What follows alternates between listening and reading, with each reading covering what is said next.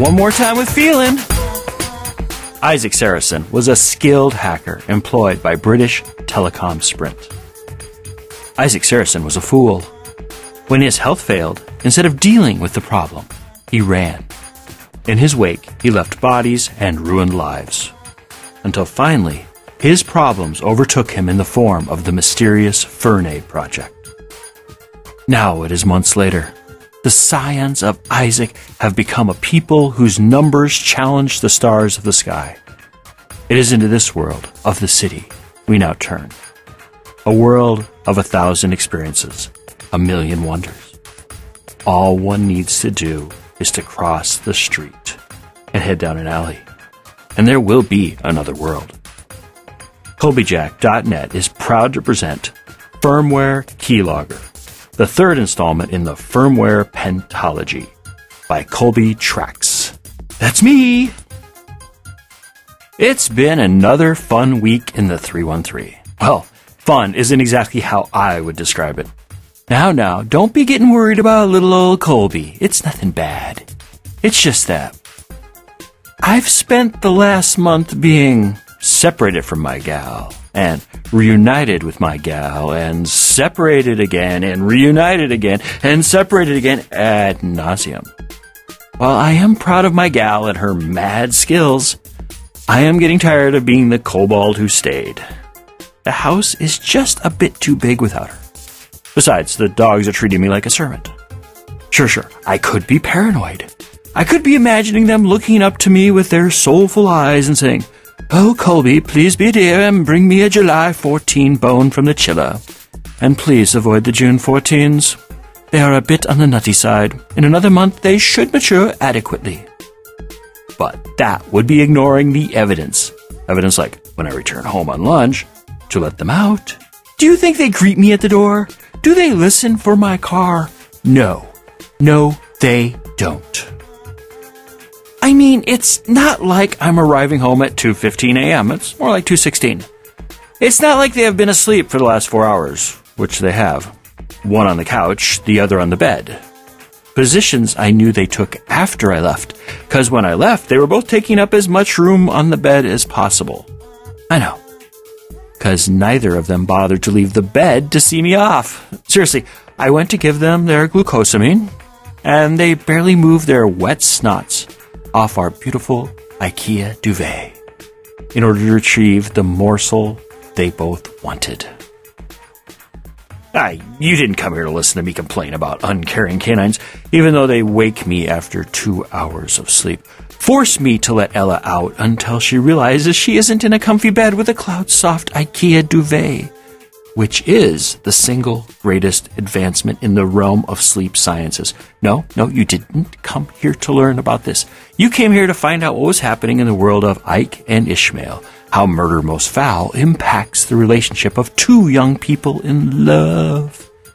In the last of 5 episodes, which make up the structure of 01-11-10, or as we like to call it, episode 75 of Firmware Keylogger.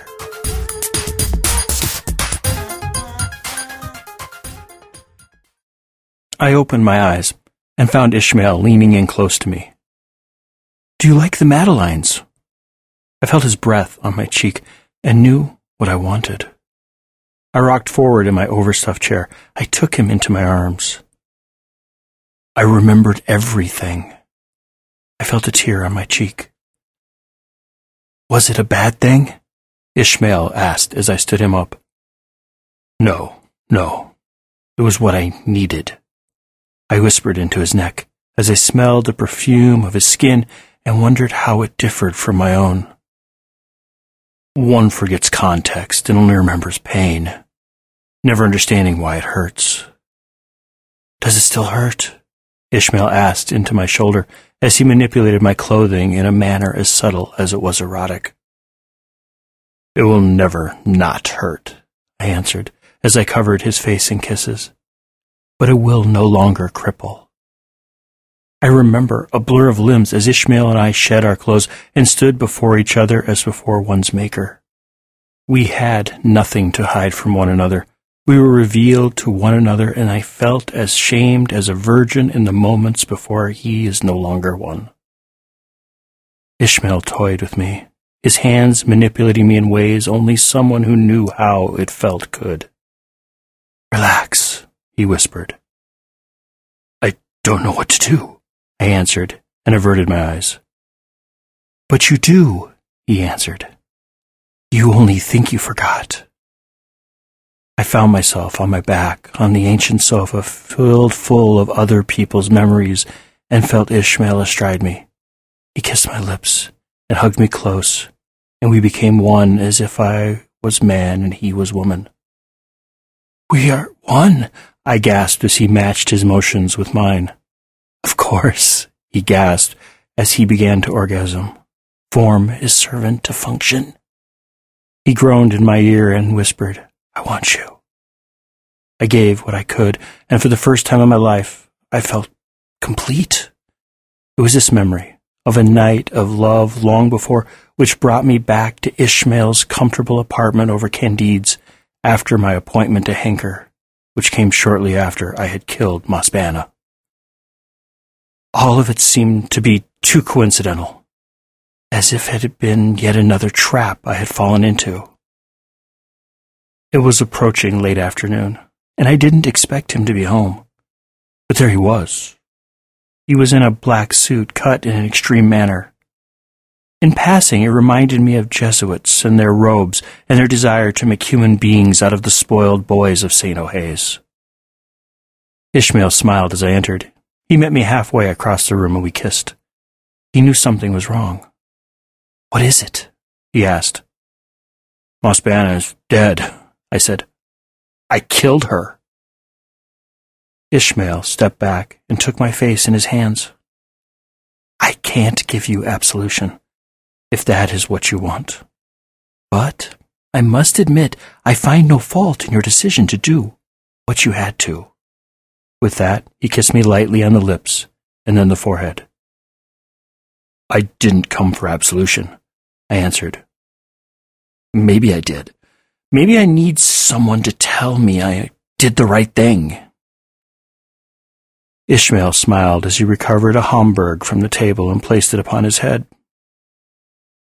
"You must stop that," he said as he pulled on a heavy black greatcoat. "Guilt is our great fault. We never feel worthy, even when we are." "Am I worthy?" I asked as I watched him prepare to leave. He stopped and shook his head slowly, gave me a sly smile, and came over to stand at my side. "Yes, my dear, you are indeed worthy. You are always worthy. I wouldn't have picked you if I hadn't thought so." I blushed. "Where are you off to?" "Mass," Ishmael answered. "You may accompany me if you wish." "You are attending Mass?" "Where?" I asked. I could have accessed the V-City systems and looked up which Catholic diocese had established cathedrals. Where was the fun in that? "St. Isidore of Seville's, about 3 blocks that way. If you look past the sea, you can just make out the spires," he answered. "What's the occasion?" I asked. "Spy Wednesday," he answered. "Bishop Niobe is conducting the Tenebrae at dusk." "That means—" I started. "It means it is Holy Week. Today is Spy Wednesday. Tomorrow is Maundy Thursday, followed by Good Friday," he said as he started for the door. I continued the recital, remembering the hustle and bustle of St. O'Hay's and the days leading up to Holy Saturday and culminating on Easter Sunday. Ishmael turned to me and asked, "Are you coming? We all know the lapsed return twice a year." "Easter and Christmas," I answered. "Of course I will accompany you. Who am I to oppose tradition?" "Indeed," Ishmael said sweetly as we walked down the street and made our way to the Cathedral of St. Isidore of Seville. We stood before the doors with plenty of time to spare before Tenebrae was to start. It felt too early to go in, so we walked around the square. We came upon a bench with a good view of the square before the cathedral and watched as the parishioners made their way into the massive edifice. "This reminds me of when I first came to the V-City," Ishmael said. "I sat on a bench exactly like this before the Grand Mosque while I waited for Fatima to appear." He smiled, as if remembering something embarrassing. "For a bit there, I thought Fatima and I might have hit it off." "What happened?" I asked. "She didn't want that," Ishmael answered. "She likes the ladies and finds the idea of bedding down with a man abhorrent, sinful even." I shook my head. Quite a stance to take for someone whose co-religionists believed the same thing about her. "It's not about absolute or relative rightness or hypocrisy," Ishmael answered. "It's about making a decision you can live with. It's about living life in a manner you could stand before your maker and defend. It's definitely not about logic. If it were, none of this would exist." "What do you mean?" I asked. "Take the church," Ishmael answered with a wave of his hands at the spires above. "What is the point of a cathedral designed in a classic way? Francois Gothic, if the plaque by the door is to be believed. We are in a world created by the intersections of switches and relays, and the first thing someone does is to create a cathedral to a religion started over 2.5 millennia ago in a place where the highest technology was concrete and road building. Does that thing have a place?" I let my eyes wander over the surface of the cathedral. I noticed the ancient and not-so-ancient gargoyles dotting the side of the structure. There was one which caught my attention at the very edge of the roof, as far from the transept as possible, and yet still be visible from the square. There was something memorable about it. Then the memory came back to me. It was Leo, on the roof, overlooking Ivanova's on Sheridan. No, not exactly Leo. This being was a twisted goblin with a leering expression, a bottle in one hand, and a hose-like weapon with a mouth full of vile darts which appeared to drip something wicked onto the roof. All the while remaining completely motionless, without animation or anything to say it wasn't carved from stone, cast in concrete, or assembled in an industrial maker. I froze. The likeness to the man who haunted my dreams, too much for me to bear. I pointed weakly and croaked, "Leo, what is Leo doing up there?" Ishmael followed my finger, and I heard him laugh. "Oh, good! They installed him!" "You?" I still wasn't coherent. "You knew he was up there." Then I caught my breath. "You knew there was a gargoyle, goblin, Leo, threatening us up there?" "I knew he was up there," Ishmael answered. "But he's not a gargoyle. He's a grotesque." "What's the difference?" I asked. "A gargoyle is a part of the rainspouts. Water passes through them," Ishmael explained. "Besides, he's not a goblin. He's a kobold." "Is there a difference?" I asked.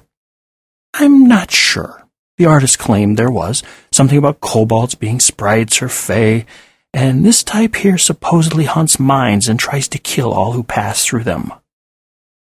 Goblins, on the other hand, are just evil," Ishmael said as he admired the grotesque version of Leo which threatened our corner of the square. I thought about it and realized why he was a kobold and not a goblin.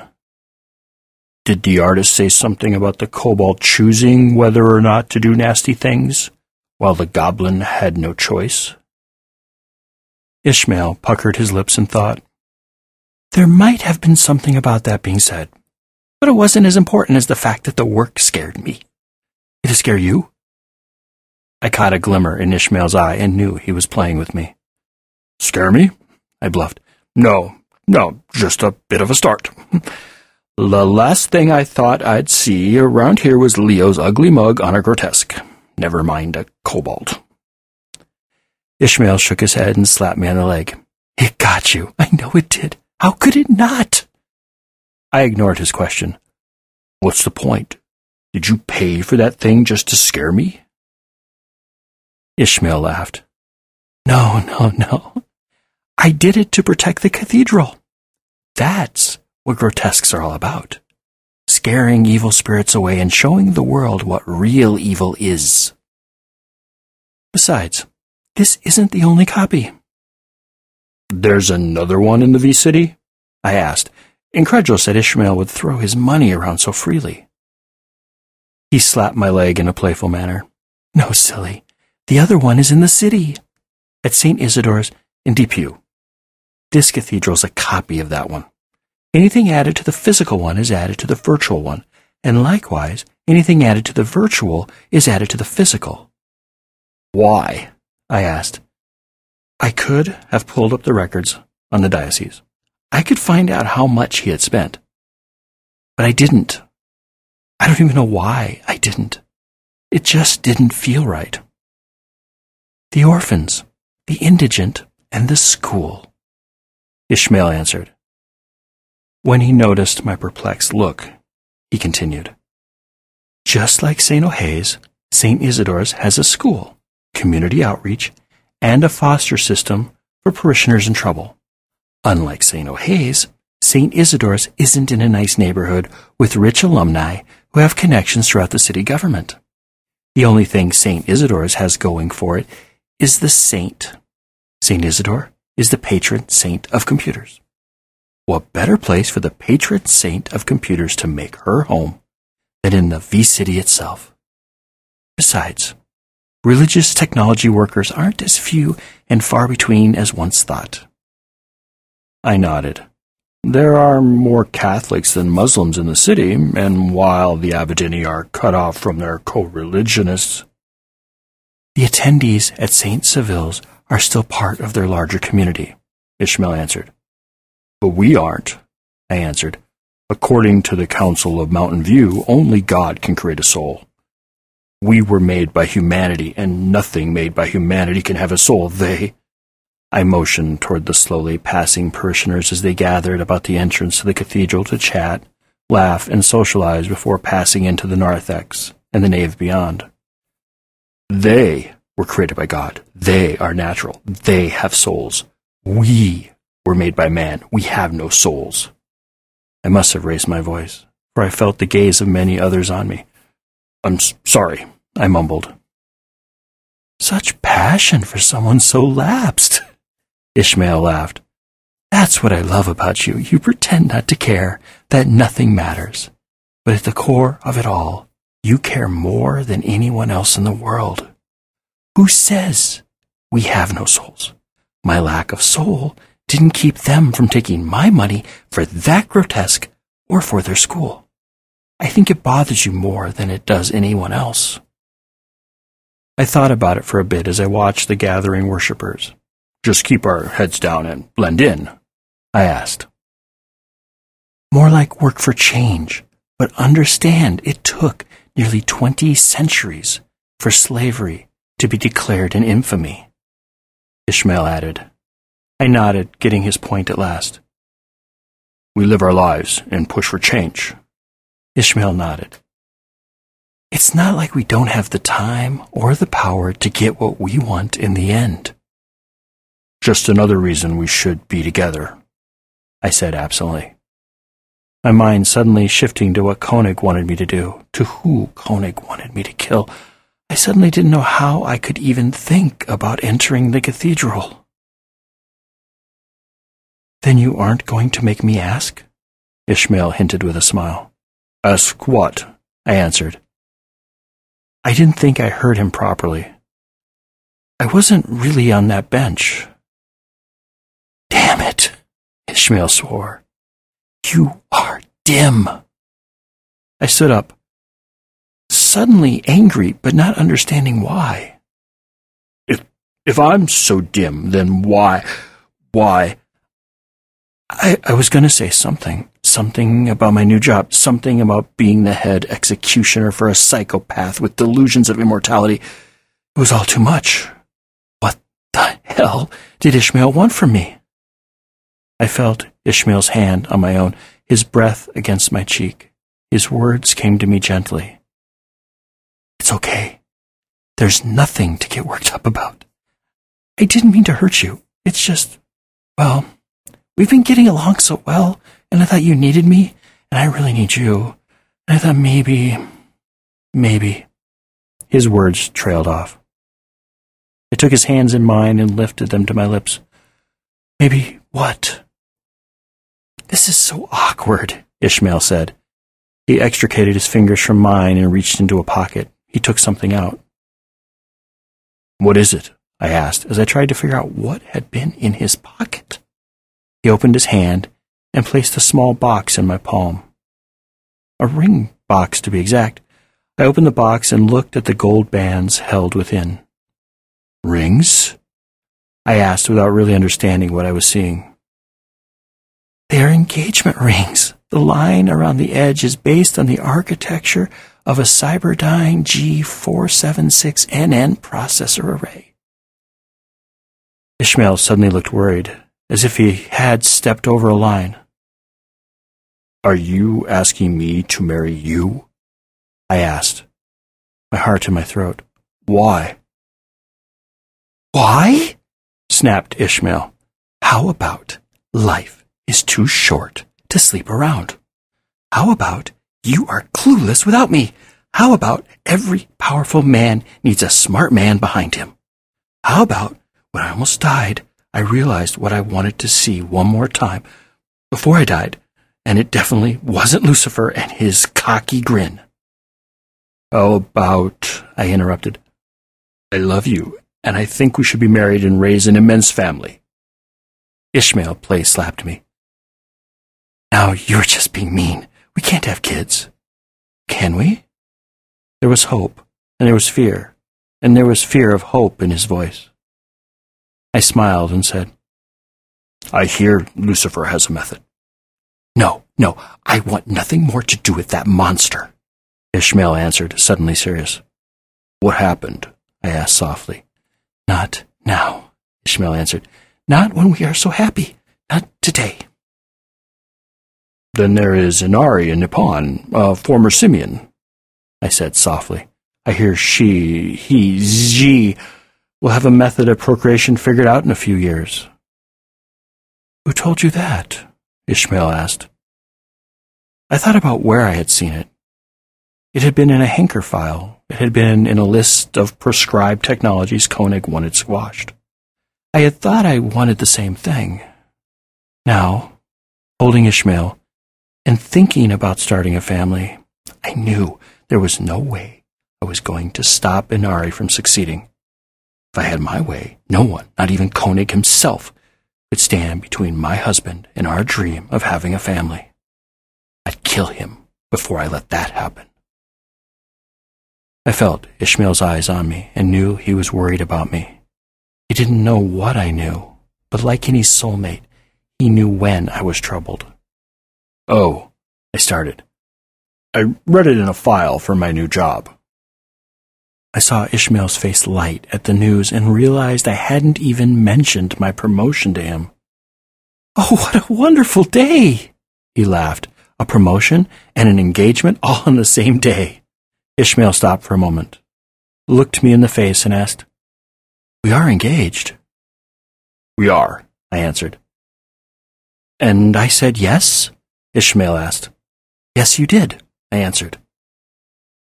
Then why isn't that ring on my finger? Ishmael asked as he extended his left hand, presenting his ring finger toward the box with the rings. I still held like a boy in a movie who didn't know what he'd gotten himself into. I went down on a knee before the man I loved, presented the ring, and asked with a bright smile, Ishmael, will you marry me? He squealed. I squealed. He said, yes. I said, yes, when he presented my ring to me. Only one thing bothered me about this whole scene. How long had he been walking around with those rings in his pocket? I let the thought pass as we began to plan the next phase of our lives together. We missed the Tenebrae, but then again, I don't think Ishmael ever intended to attend it with me. Instead, we gathered those we knew in the world who we considered friends and threw an engagement party to remember.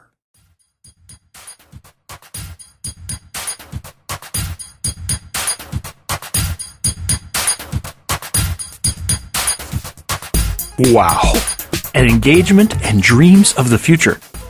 I hope you enjoyed it. This chapter was one of the hardest for me to write. It is the one which made me examine what I believed about romance. I had to decide whether I believed relationships were inherently logical or illogical. I have always had the feeling that most on-screen relationships were predictable. The lead meets the secondary lead, then, if their plumbing is complementary, they will become romantically engaged by the end of the second act. And the lead will be rewarded with the secondary lead once they save the world. This always struck me as hollow. In my relationships, logic had little to do with what happened.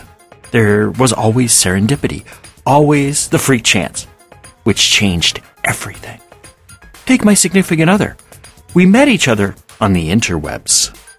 Back before apps and widgets and right swipes and left swipes. We met on the interstitial plane between the old and the new. Let me back up. I had been depressed.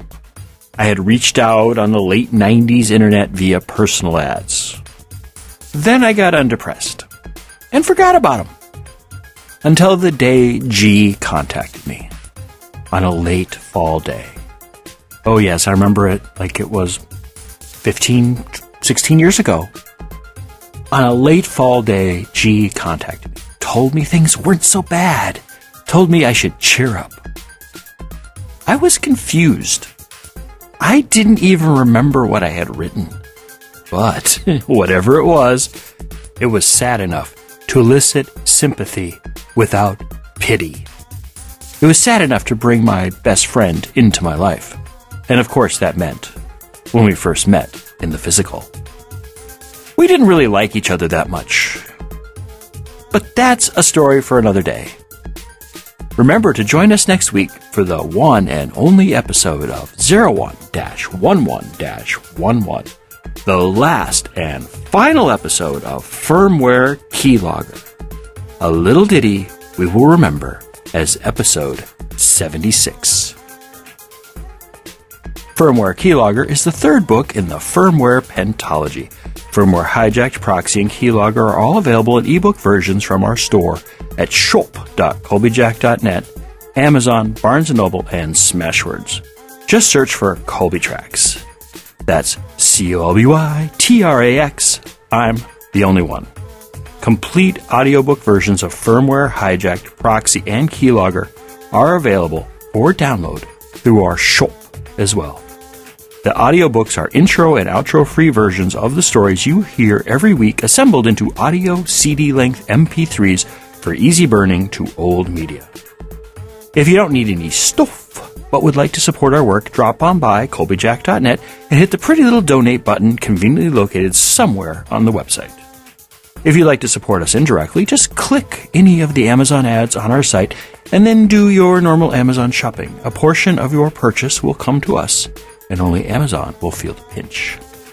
I'd like to take this time to thank archive.org for file hosting. We couldn't do it without you.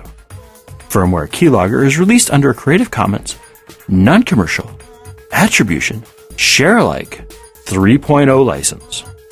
Do what you want with it, just don't sell it, and always tell people where it came from. If you received this from a friend and want more information about Colbyjack.net, just drop on over to Colbyjack.net and select either the audio or visual side. The audio side carries our podcasts, while the visual side carries our writings.